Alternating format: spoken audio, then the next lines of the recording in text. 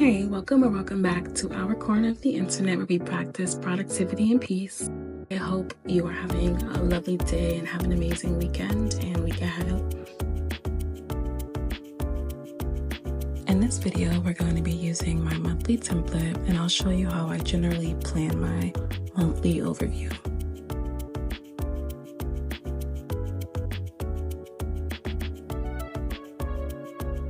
On this template that I use every month, I typically zoom in and just cross out the font where it says month. I just don't like the way it looks sometimes. Sometimes I might leave it, but most times I do erase it with the little white pen.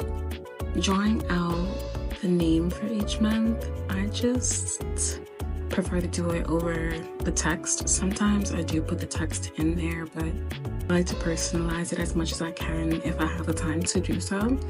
So I just write it in, and sometimes GoodNotes is not my best friend when I do this because I like to customize it, and the pen in GoodNotes sometimes is a little too sensitive, so it starts to look clunky if you have to write over the text.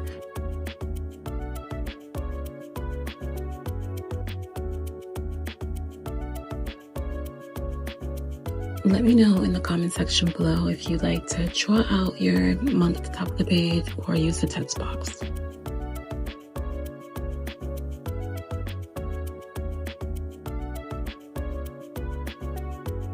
So even when I zoom in, you see it's kind of sloppy, but that's okay because once you resize it and make it smaller, you won't really be paying much attention to it.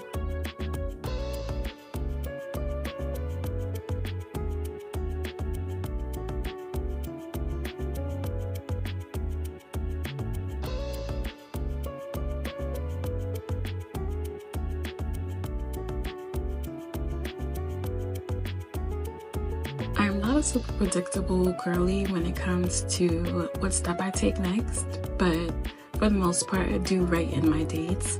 I know there are some templates that have them pre-made already, for lack of a better term, but I like to write them in. I like my handwriting for the most part, and it's kind of fun just to scroll over and put those dates in. The only annoying thing is sometimes I might miss a day, so you might have to go back and erase and start over, but it's fine with me. I still enjoy it.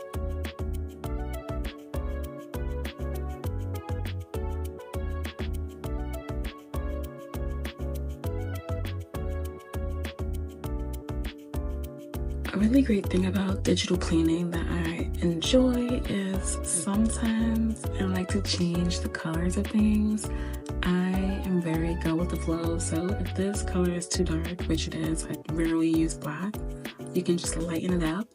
But if you're on a piece of paper, baby, you gotta stick with that color you use, that pen, that marker. So I do enjoy digital planning because you can switch it up fairly easily.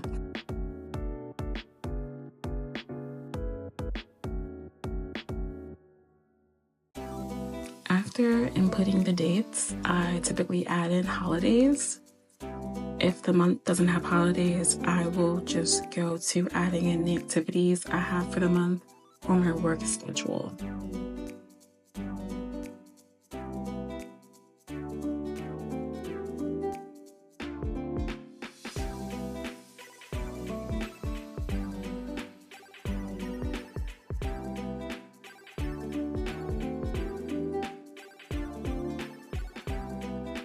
For those of us who have work and school, if it's your most frequented activity, I suggest using a sticker for it, or you can write it out, whether it's class or like a 9-to-5 job, you just write in work or write in class. I have these pre-made stickers I made in Procreate, and I just kind of place one in and then copy and paste.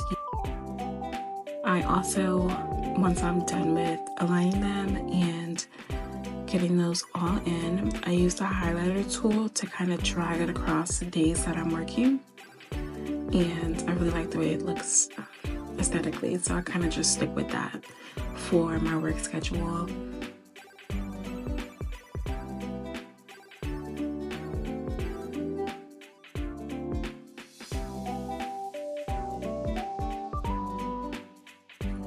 I actually just started digital planning maybe 2 years ago. I got an iPad for Christmas. I had been holding out. I didn't want to buy myself one, but I did end up getting one as a gift.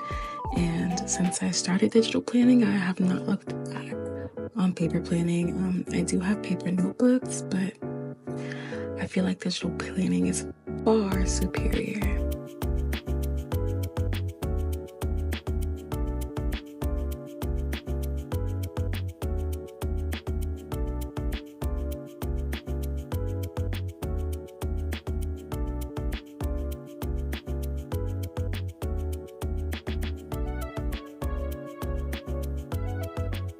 Adding in activities can be super fun and cute if you have a sticker book. If you like these stickers, I have them available in my shop. Just check the description box below. For the most part, I just find the activity and paste it into that date. Depending on my mood, sometimes I might write in yoga or meditation as opposed to just using the sticker, because sometimes the color theme doesn't match up.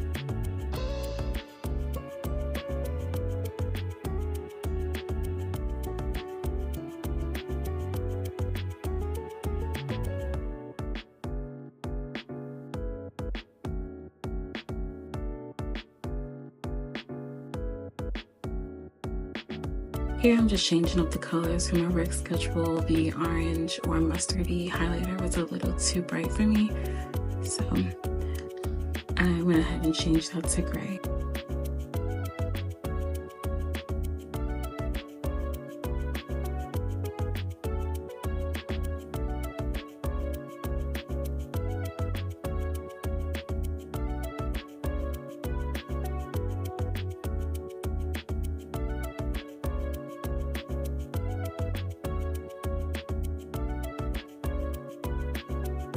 Under the section where it says this month, I generally put in an affirmation for myself.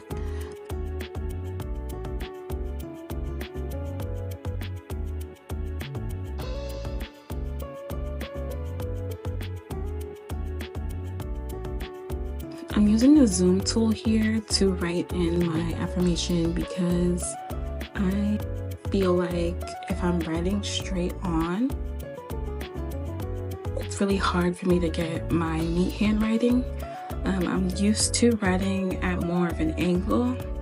I'll show you here. I'll input like the exact angle I put my paper on to write my entire life. All my tests and essays that I hand wrote, the paper had to be slanted, otherwise my handwriting would come out like chicken scratch.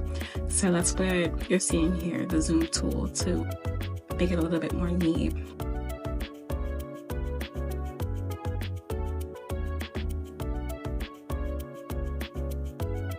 Now for my monthly to-do list, I do like to use the text box. You can still use Scribble to write, so you just go ahead and write it with your pencil and it'll pop up as text. And then what you do to kind of get it to align to your template is just use the sizing tool and the spacing tool.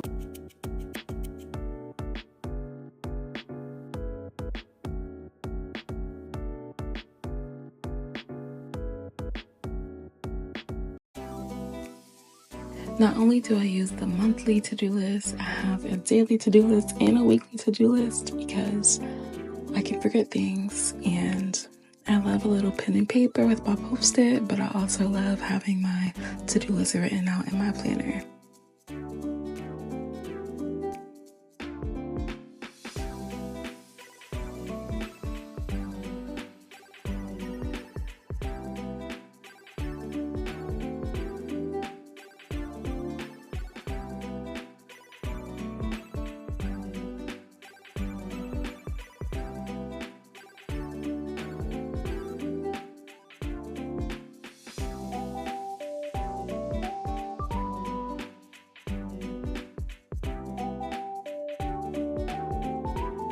One of the most fun parts to me about the monthly template is I use my note section to make a mini mood board of sorts. I select some photos from Pinterest that kind of remind me of the vibe of the month, outfits I'd like to wear or things I'd like to do. You get the vibes. You can kind of just make it very cute.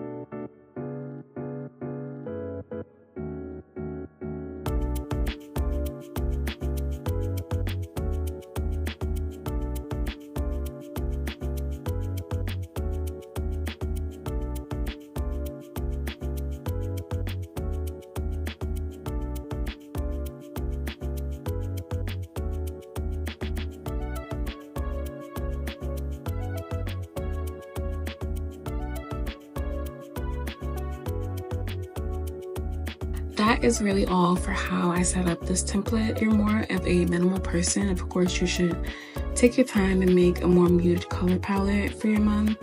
I like vibrant colors, but for this month I think both the grays and pinks went really well together.